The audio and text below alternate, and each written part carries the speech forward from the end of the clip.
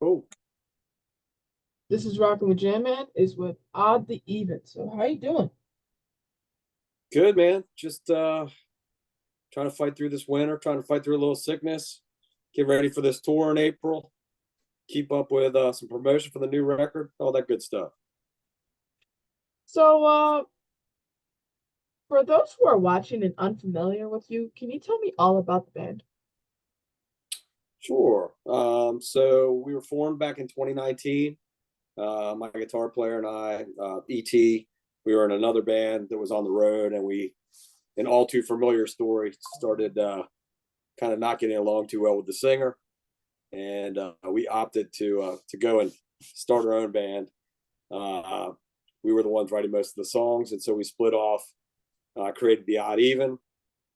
We got the name from, at the time I'd gone to Ancestry DNA to take a test I was adopted to learn more about where I was from, and the test kept coming back negative. It said no traces of human DNA, so I kept having to retake the test, and ET, my guitarist, said, "Well, that's odd, even." So the name stuck, and he said maybe I was an alien. So we went with the whole alien theme and the odd even. That was back in 2019. We did a couple tours and a couple records with singer Rob Wise, and for this last record, we recorded with Chris Voles from Flaw and Tasha Jones, the drummer from, she would play with Saliva for a little bit, amongst other people, other bands. So you go by Weed, is that right? I do. Was Dank taken? What's that? I'm sorry. Was Dank taken? No, Weed's my actual last name, man. So you like to puff that magic dragon, eh, my friend? I mean, it's been a lifelong of good times. You know, I can see it in your eyes, man. Pajama red, man. That's like red. All good. So, for those who have not heard you yet, how would you describe your sound, like music? I don't know. We came up on, sort of the harder edge stuff. I mean, back when we were kids, we were, digging the Zeppelin and Black Sabbath and all that kind of stuff. And as we progressed, I mean, we went through that whole kind of the LA hair metal thing, as they call it nowadays, and in the '90s really got into grunge. And I guess a lot of people kind of compare us to sounding sort of like Alice in Chains meets Soundgarden, and I love those two bands, so I'll take that comparison. I guess our sounds changed a little bit since we changed, lead singers on this record. It's got a little bit more grunge. Obviously, Chris from Flaw, you get a little more of that new metal sound in there. But I don't know. I guess grunge meets new metal, new grunge, maybe, if that's a thing. So, what was the writing process like for this band? So ET and I write all the songs. Um, we get together normally at his studio, and typically I'll write something either on a guitar or bass, have a riff, bring it over to his house, and we'll just start kind of trying to put pieces together. Or he'll have something, or sometimes we'll just sit there and maybe crack, a bottle of whiskey, have a couple shots, and just pull out guitars and stuff and mess around and just start recording and see where it goes. We'll like a riff or like the way something feels. Not too often do we have a full song that's written. It's normally kind of put together in pieces. Typically, we start with the music, lyrics come afterwards. But sometimes there'll be, an idea or a thought about something. We'll say, hey, look, start writing down some, jotting down some lyrics, and then kind of go with the melody line and add that in. But normally it starts with a riff from one of the two of us. Then we put the song together. We usually use a drum machine. Sometimes we'll bring a drummer in, um, get the basics down. And then once we're ready to roll, we'll book studio time at a bigger studio and bring the other people in. So, the new album is Darkness, am I right? It is, yep, How has the reaction been so far? pretty good. Um, I will say there's always that, as I mentioned before, kind of that we're in that, if you want to call it, new grunge era. A lot of people are looking for, on the heavier side of things, more of that what do they call it? Barking, growling, that kind of stuff in their lyrics. We don't have any of that. We don't have any computerized stuff, man. We're just straight ahead hard rock band. So, it's kind of trying to find our spot. We're somewhere in that. If you want to use categories from like Sirius XM, we'd probably fit better on like a turbo channel, but they're not adding any new bands. So, we're making our way. We're getting out there. We've had a bunch of views on our videos and doing pretty well in that arena, and we're ready to hit the road and take it to the masses. So your new single is Wild West. Can you tell me about the track? Yeah, absolutely. So if you've seen the video, you notice we got dancing aliens and all that good stuff. The song is really just a song about anybody that's felt like alienated from other folks, disenfranchised. I think one of the lyrics in there, if you feel different than everyone else, it's time to rise up, do something different, make yourself stand out, all that good stuff. We filmed the video over a few days. We did part of it in Wisconsin, some of it here in Baltimore. Threw everything together. Love the track. I think it's one of my favorites off the record. It's catchy, gets in your head. So the are you there? Can you hear me? I can hear you. Oh, sorry about that. You freezed up right there. Oh, okay. Yeah. I was like, what? What just happened? All right, but so the last single is Whiskey. Do you feel like you are cheating on the devil's lettuce with that track? Maybe our next record, the first single will be Weed, right? Yeah. No, I mean that song came about. It's actually kind of a funny story. My son and his friends were skateboarding down in our garage, and they were listening to some kind of crappy music. And so I plugged in one of the guitars and just started jamming. I said, "You guys need to listen to something a little heavier, something with some grunge, something that makes you feel something instead of this crap you guys are playing." And I came up with that riff, and I was just like, "Man, I like that." So I grabbed my iPhone, just recorded it, and it was funny at the time. I had a beer and had a shot of whiskey, and I was like, "There we go. We got the song ready to roll. Easy to create something like that." So this question is gonna be about your kind. What do you think about the aliens in Miami? Have you seen the video? I did. I'm always excited to hear stuff like that. And I will say that was I don't know, maybe a little bit goofy, but hey man, I love it. Do you, Anything to bring the attention to the aliens, I'm in. yeah, I get that. I mean, I was pretty excited too, but do you honestly think it was aliens, or do you think it was just those teenagers fighting or people just pretending like they're aliens? I mean, hey, look, you can always hope that it was real, right? But yeah, Yeah. probably not. So, were you guys just shopping or something then? Did you guys just What do you wanted, mean? like you said, you think you're an alien, so did you guys just go shopping then at Miami in the mall? Yeah, that's right. No, that wasn't us. But no, I mean it's yeah, man. I mean the whole theme's really cool. I mean, we've always just kind of looked for the something else. Uh, Some people turn to religion, some people turn to maybe substance. I don't know, to find an answer in this world. We're just kind of always looking to the stars and seeing what's up. I mean, like sometimes that's even weird. I mean, like religion and aliens go like back and forth because like isn't there a religion where they believe in aliens? Like Oh, of course. yeah. I mean, hey, if you go back through time, I mean, there's hieroglyphics with aliens on the walls of caves and pyramids and all kinds of stuff. So I mean, I think you'd be kind of small minded and not think that we're probably not alone. So like, do you think it was weird because they said it was just like teenagers fighting, but do you think it's weird that they brought like the entire police force down to that mall just for just some teenagers fighting? You never know, man. Could be a big cover up. Yeah. You know. So how about another question about one more? So what do you think about that Navy video when they like those Air Force people are up there and they saw that UFO? Do you believe that was an actual UFO or do you think it was something else? Yeah, 100%, man. I mean, you got something like that moving at that type of speed. We don't have any technology like that, and if we do, we stole it from somewhere else. So sure, man. I mean, at some point, this stuff's going to come out. I mean, it's got to. I mean, all these reports and all this stuff. And nowadays, everybody's got a film studio in their pocket on their phone. Somebody's going to see something and capture it. All these stories from back in the day in the 60s and 70s when people were getting abducted and all that. Nobody had any way to film it. Now people can actually film it. So you're going to start seeing more and more of it. At some point, the government's either going to have to come clean, or they're going to have to just scare the shit out of everyone and say, look, there's something out there that can kick our ass upside down if they want to. You know what I mean? So I don't know. We'll see what happens. The next few years are going to be interesting, definitely. So, did you think that alien corpse from Mexico was real, or did you honestly think that was fake? Way back in the day, you mean, from Roswell?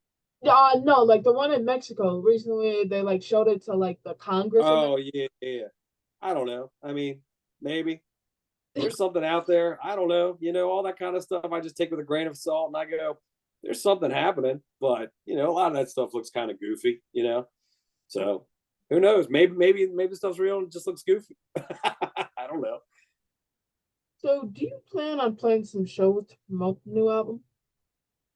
Yeah, we'll be out April 12th to the 28th. We leave Maryland. We head down through the Carolinas, hit Alabama, Tennessee, up to the Midwest, and then over to New England, and then back down through Pennsylvania before we come home and play one show in Maryland for homecoming. So, what was life like for you on the road? So the last time we were out was on the last record. We were out for 6 weeks with Edema and Flaw. It's a blast, man. I tell you what, that 23 hours a day is sometimes a little bit tough when you're riding around or sitting in a hotel and waiting. But that 1 hour a day when you're on stage, totally worth it. You enjoy the days off where you get them. Typically Mondays are off, they're travel days or they're pivot days where you move to a different part of the country. But yeah, man, that 1 hour a day is totally worth it. We did a 30-city tour, and to get up on stage 30 times in 6 weeks is a blast, man. It's great. So, what's the best venue you've ever played? Whew, that's a tough question, man. I've been playing for a long time. I tell you what, I'll just give you a bucket list or a fun one. I actually finally got to play at the Whiskey a Go Go on that last tour, man, and that was pretty awesome, man. Because you've been hearing stories about that from all the way back from Van Halen and all that stuff coming up. So that was really cool to sit on that stage and to be backstage and see all the pictures, and just you could just feel the energy in that room, man. Everything from the way back stuff from the Doors up through the Motley Crue and Rad up till today, man. It was cool. It was really cool. What's the worst? Ooh, what's the worst? Man, there's been some bad ones. Maybe we played a show in just outside of Pittsburgh one time. It wasn't in this band, actually. It was in a different band. But the stage, literally, it started pouring down rain, and the stage was already rotten and stuff. And by the end of the show, the stage had taken on so much water that it started to give way in spots. And so there was literally like holes where you couldn't step or you're going to fall through the stage. We ended up ending the show early, just calling it. We are like, this is unsafe. We got to get out of here. But that was a pretty bad show. What is on your rider? What is on my what? I'm sorry. Rider. Oh, my rider. So this tour has a case of Miller Lite. It's got a bottle of Casamigos, a bottle of Fireball for Chris. And as far as food goes, it depends on the venue. I mean, if they're serving good food, then we'll go hard on that. If we know, we'll do our homework in advance. If not, light snacks and stuff like that. But yeah, typically a bottle of tequila, a bottle of Fireball, case of some just domestic light beer, and then Chris is partial to Angry Orchard, so we get that guy a 6-pack of that crap. No Bud Light, right? No Bud Light, not my thing. All right, good. I gotta make sure. I've been asking people that they've been drinking the Bud Light and they did not. You passed Yeah, it. no, not my gig. So, do you have a ritual before you go on stage? Man, once it depends on the situation, but if we're headlining, typically I just like to relax. I like to get away from everybody for a little bit and just kind of chill. I'll have a beer. Sometimes I'll grab a shot, depending on what the situation is, man, and just kind of relax. Somewhere I can be just kind of by myself and just chill out before we get hyped up to go on. A few minutes before we go on, I start getting that that blood flowing and stuff, and get ready to go. If we're opening, obviously different story. Sometimes it's you got different time constraints, but if we're headlining, I like to hear one or two of the opening bands and try to support them as much as I can. And then right before we play, just like to get away for a little bit and kind of chill. Ever have a crazy interaction with a fan? Crazy interaction with a fan. Well, I mean, there's over the years there's been tons of them. I've had uh, I've had people show up at my house before. Excuse me, not my house, my parents' house, Oh my trying to God. get interviews and stuff, knocking on the door, and then my dad would call me up and be like, "There's some crazy people here. They're trying to meet with you." I'm like, "Tell them I haven't lived there in ages." So that stuff's always interesting. And then if you see them later, they say, "Hey, I went by your house." I'm like, "What house? Are you that psycho that was in my parents' house?" That definitely ruins their interview or any chance of interview. Were you the parent or were you the dude that was banging at my parents' door? What's wrong Right. with this man? I know. Yeah. Come on now. Right. I mean, to be honest, if I couldn't have done a Zoom interview, I think I would feel the same, to be honest with you. To be frankly with you, And hey, man, we're totally cool. I mean, I tell everyone, I'm like, if you want to meet us, hang out, all that stuff, man, just come to a show. I mean, we're always ready to chill. I mean, people ask us like, "Is it okay if I get your autograph?" I'm like, "Hell yeah, man!" I'd be worried if people weren't asking for that stuff. I love signing autographs. I love meeting people. I love hanging out. what is your favorite memory from playing the show? Favorite memory, huh? I don't know if I have an exact favorite memory. I mean, I will tell you that the homecoming shows and coming home are always great. It's so much fun to go out on the road, but it's always great to come home and play in front of good friends and family and stuff like that. And that's always great to see the familiar faces and stuff and really getting to hang out. So I always kind of like that when you get a homecoming show or one of those shows that's just kind of wraps up a tour where you're just kind of reflecting on everything and being like, man, that was badass. That was a lot of fun. What is your worst? Uh,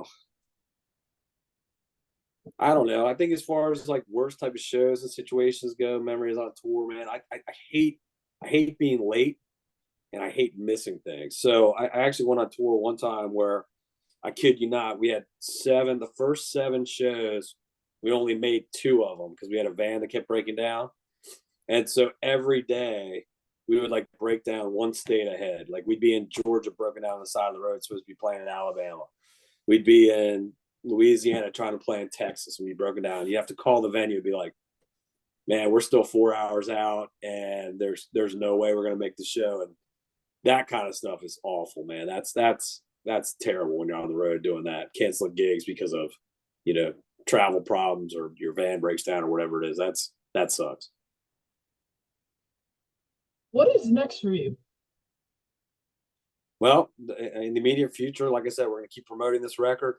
We'll go out on the road in April. We'll cover basically the eastern half of the country, so Mississippi River and east on this tour. There's a chance we get down to like the southeast, the deep south, like Florida and stuff in the early summer. And then the fall is going to be out west, where we'll be covering states like Colorado, Utah, get out to California again. So definitely looking forward to that. And then we'll be back in the studio writing and recording and doing it all over again, trying to do it even bigger and better. How do my followers follow you? Easiest way is you can get any link off of our website. So just the oddeven.com. And then that'll take you to Facebook, Instagram, TikTok, all the fun places like that. And you can see all our goofy alien videos and all that good stuff. Any cool merch? We do. We got some new shirts coming out that'll be really cool. We got a new design. We'll have a t-shirt that will have the new Darkness album cover. And then we got a whole bunch of stuff. We got some lighters. We got koozies. We got flasks for whiskey with the OddEven on. They're pretty sweet. Yeah, so we got a bunch of stuff that we'll have from the last tours, and then we'll have some new stuff for this one as well. So yeah, some cool stuff coming out. So I got a favor to ask you. Okay. You have to hook me up with some fresh gear, man. Please. It's school season. I need some of that merch, man. Please, man. Cool, man. Yeah, definitely. You got my email address. Send me your address, and I'll get you some stuff without a doubt. Appreciate it. Fun Cool. question time. You're on death row and it's time for your final meal. What is on the menu? Got to go with Mexican food, man. That is my jam right there. I love me some Mexican food. I could probably eat Mexican food Every seven day. days. Yeah, I could probably could. Close seconds probably Chinese, but I would say just put me in a Mexican restaurant, man. Give me some tequila, give me a margarita, man, and some good Mexican food, and I'm in, man. So you would just get like a buffet of Mexican food? Sure, why not, man? That'd be awesome. If you could have any superpower, what would you choose? Superpower. Maybe I could get my hearing back. Oh, My ears ring so bad from years of play, man. It's terrible. No, I don't know. Superpower. Depends what day it is. I guess it would be kind of fun to be invisible, yeah, walk around, see what's going on when you're not you around. know when people don't think I'm there. That would be kind of fun.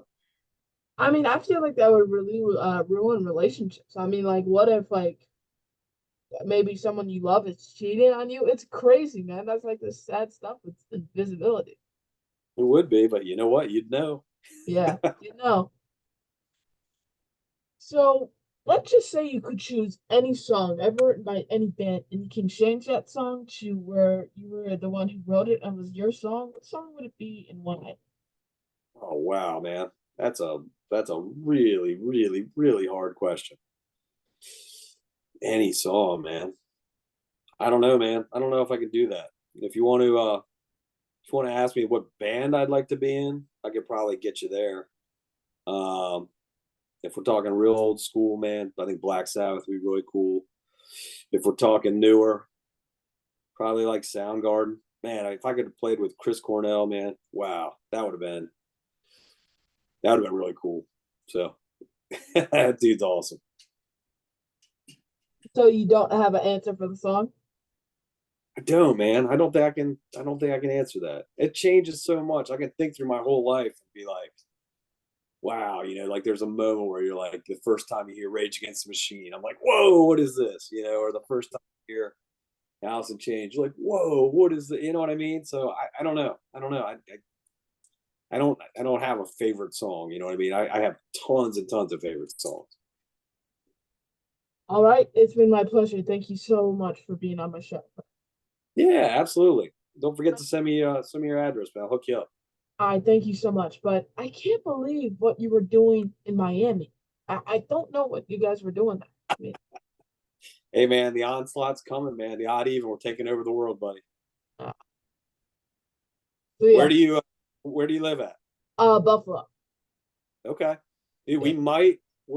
we might have an upstate New York gig April 20, I think it's 5th or 6th.